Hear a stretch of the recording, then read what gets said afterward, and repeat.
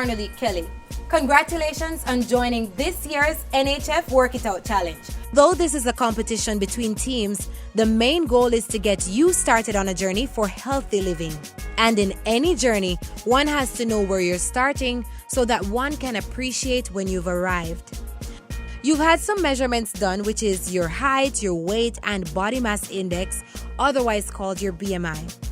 Your BMI is a measure of the amount of fat on the body, and the goal is to try to get your BMI to a target range of about 20 to 25. You should have also done some fitness measurements. This is extremely important because even if you don't lose weight but get fitter, you can still enjoy good health.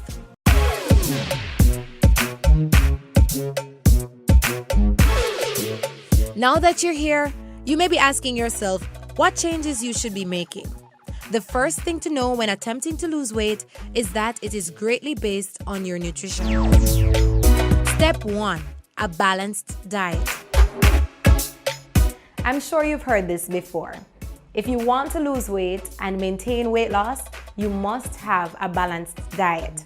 A balanced diet consists of fruits, vegetables, your proteins, starches or carbohydrates, fats and oils, and legumes or grains and dairy. At mealtime, your plate should have an item from each of these food groups. So you don't necessarily have to have every item every time you sit to consume your meal, but you must have at least one item from each food group throughout the day.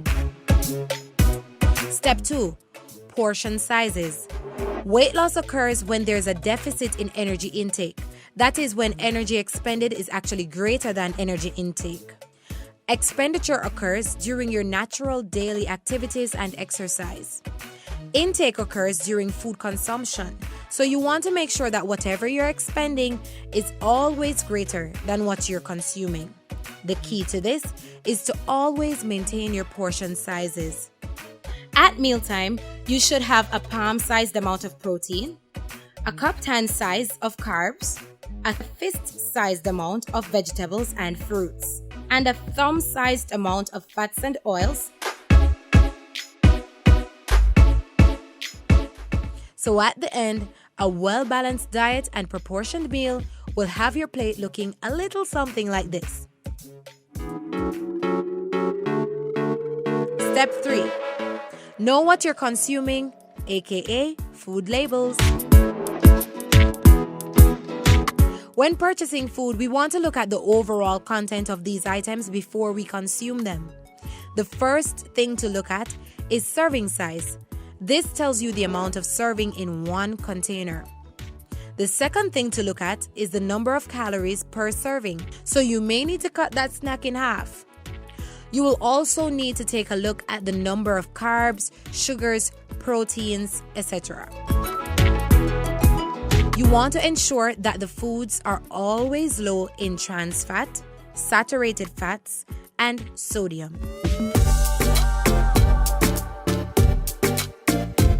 Step 4. How often should I eat?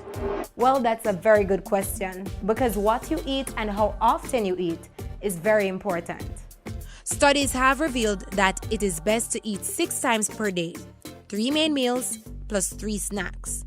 This will kickstart your metabolism and ensure that you burn the necessary calories. Make sure to consume meals on a regular schedule daily because eating on schedule will reduce cravings and hunger pangs, and you will be less likely to experience binge eating episodes. Scheduled eating will prevent your body from going into starvation mode and store calories. Step 5. Meal prep. Make sure to prepare your meals from before. Even if you are eating out or purchasing food, try to consider your options and make healthy choices. This will reduce the likelihood of you over-consuming, and you will be better able to monitor your calories. I would encourage you to start a food diary. For those who are tech savvy, apps like MyFitnessPal, Google Fit, Fitbit, Samsung Health are just a few that can help you to track yourself. For my friends who like to put pen to paper, you can buy your own food diary or you can create it by using a notebook. All you have to do is put the date and then list what you had for breakfast, lunch, dinner, and snacks. So now that you've made these adjustments to your diet, your body will experience a few changes, some good, some that may take some time getting used to.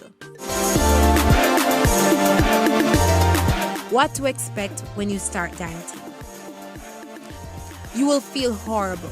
And this is because your body has launched a full-scale revolt against you for reducing your salts, sugars, carbs, etc. And it's missing dopamine, which is the feel-good hormone it normally releases when you have the foods that you love. Generally, you will not see any major changes in your weight during the first week of the program. As a matter of fact, for the first couple of weeks, most of the weight lost will be water weight, which can fluctuate between 2 to 4 pounds per day, depending on what you consume. You may also experience mood changes and be more irritable as the deficit in dopamine kicks in, and you may also begin to crave the foods that you generally loved. With all that is happening, the key to losing weight is to be consistent. Remember, you're retraining your body and your brain. Those feel-good hormones are going to get right back up there and even higher when you complete your workout. So remember, be consistent, stick to your meal plan and your workout regimen, and don't ever give up. I'm Arnold Kelly. See you soon.